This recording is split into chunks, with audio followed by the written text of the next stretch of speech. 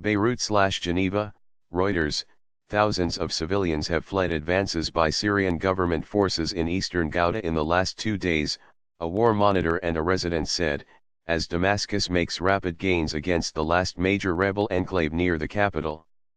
Government forces need to advance just a few more miles, further to split the enclave in two, said a commander in the alliance that backs President Bashar al-Assad. The Syrian Observatory for Human Rights said government forces had seized around a quarter of eastern Ghouta in a ground assault that began on February 27, building on a ferocious air and artillery bombardment that has killed hundreds. One of the main insurgent groups in eastern Ghouta, Jaish al-Islam, said the Scorched Earth policy had forced rebels to retreat and regroup, but vowed to recover lost territory. A UN humanitarian official said 400,000 people in eastern Ghouta were being subjected to unacceptable a collective punishment which is illegal under the Geneva Conventions. The official called for the implementation of a 30-day ceasefire demanded by the UN Security Council a week ago. U.S. President Donald Trump and German Chancellor Angela Merkel called on Thursday for its immediate implementation. With the war entering its 8th year, capturing the eastern Ghouta area would be a major victory for Assad, who has steadily recovered control of rebellious areas with military support from Russia and Iran.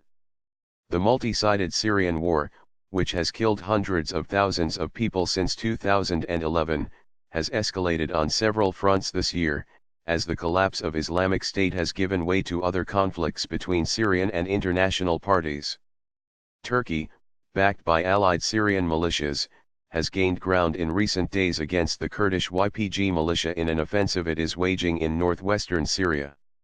The UK-based observatory, which reports on the war using what it describes as a wide range of on-the-ground sources, said the advances threaten to encircle Afrin city, where 1 million people are estimated to live.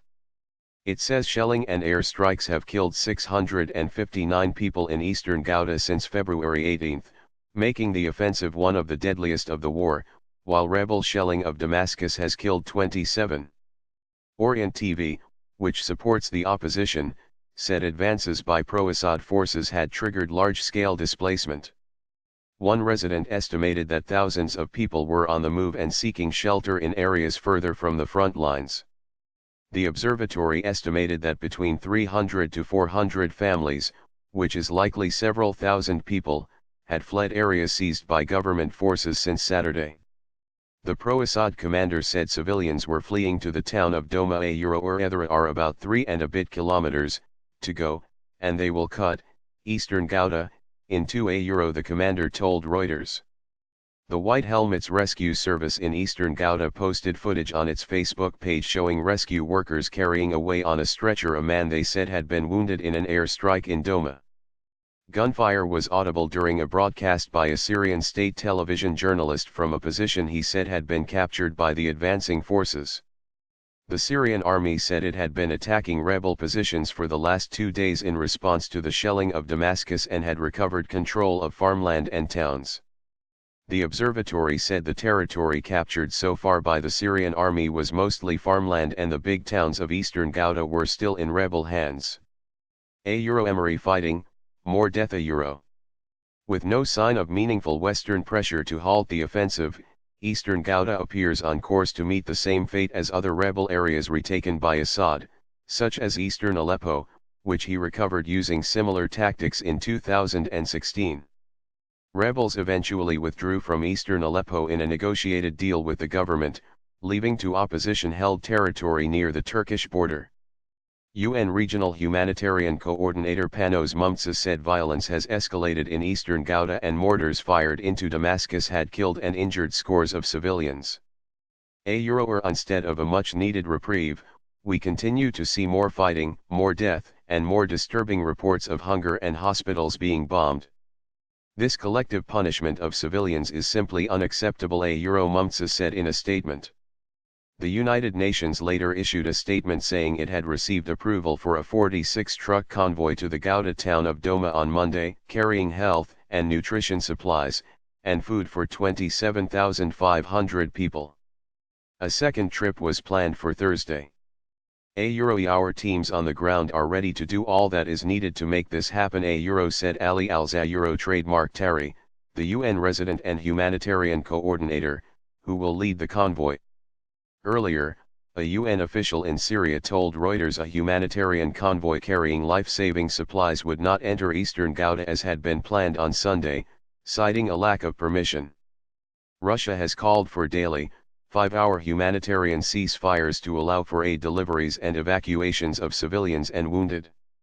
No aid has been delivered, however, and the U.S. State Department has called the Russian plan a joke.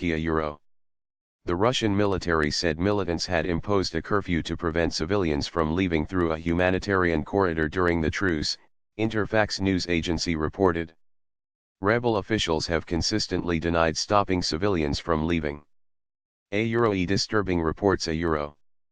Mumtsis also expressed concern about the situation in Afrin, a Kurdish region under Turkish assault since January, saying there were disturbing reports of civilian deaths and injuries and restrictions on civilian movement.